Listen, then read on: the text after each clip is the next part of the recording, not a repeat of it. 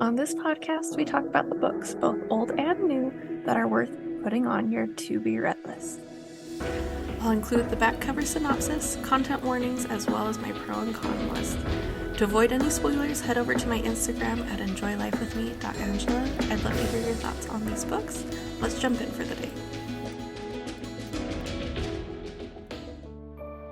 Today we're going to be talking about The In Dilemma by Tawni Suchy, which is the 5th book in the Give a Bookish Girl a Biker series. The back cover synopsis says, "The last thing I expected to do when I returned home after years away was fall for my brother's best friend. I left my small town 4 years ago and didn't look back.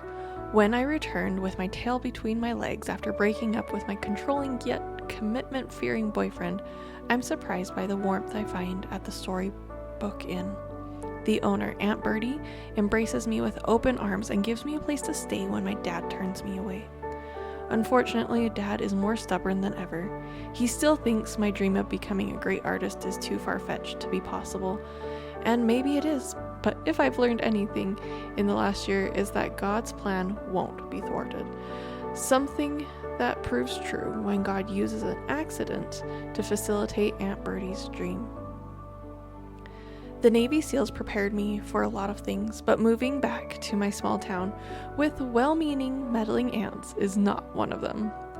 Aunt Birdie wastes no time playing matchmaker when she sends me to a cabin to fix an allegedly leaky faucet without telling me that it's inhabited by my best friend's gorgeous prodigal sister.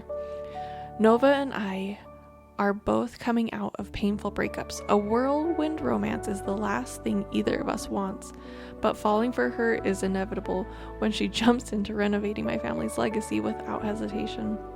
With every bike ride we go on, every room we renovate together, every accidental touch, I can't help but dive headfirst into the whirlwind anyways, until one fake kiss threatens to destroy us both."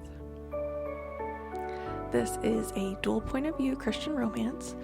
Brother's best friend, or your best friend's little sister, however you want to look at it, with the small town trope. The intimacy is moderate, flirting and kisses, no language, the violence is mild and off-page.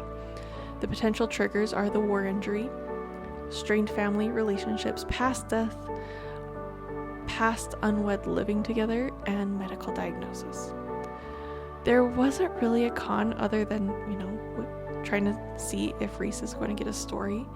But I really liked on the pro side that there was believing others' perspective of us can be really healing. I liked seeing that. Also, so much faith in Christ's atonement and encouraging each other on their journey without rushing them. And the wrap up was probably my favorite part. It wasn't perfect, but they were all on the right path. I think this might ended up being my favorite book in this series. It was just so much faith and cuteness. It was kind of the perfect Christian romance. I loved it. So I'd love it if you would jump over to my social media, enjoylifewithme.angela.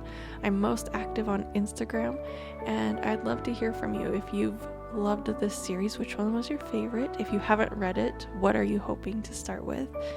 And as always, I will talk to you soon. Happy reading.